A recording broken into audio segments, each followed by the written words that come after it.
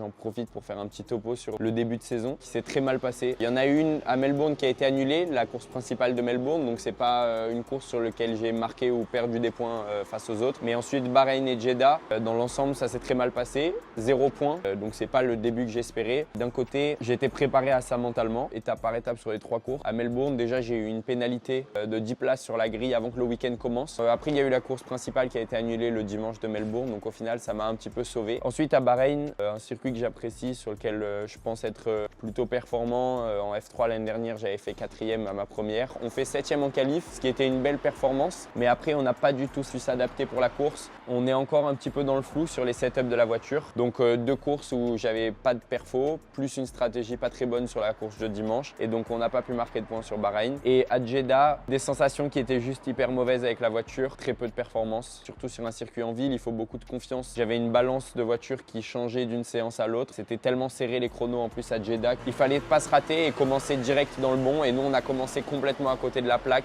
Et le temps de rattraper séance après séance les autres teams, on était en retard. On n'a jamais pu combler. Il y a une frustration qui s'accumule forcément. Donc c'est surtout pas le moment où il faut flancher. La prochaine, c'est Imola. Donc c'est sûr que c'est un circuit que j'apprécie, là où j'ai gagné l'année dernière. On a forcément des grosses attentes. Je sais que si j'ai la voiture qui me permettra de me battre, je pourrais faire un bon résultat et jouer devant. En coulisses, on respecte vraiment le plan initial qu'on avait en début de saison. Moi, je fais tout pour que vraiment l'équipe reste soudée, que ça soit avec moi ou même entre eux. Je veux dire, je relâche pas du tout quoi que ce soit en me disant bon bah là la voiture elle va pas, je vois pas pourquoi moi je travaillerai plus. Je sais que les gars ils bossent comme des oufs, comme dans tout dans la vie, ça finira par payer.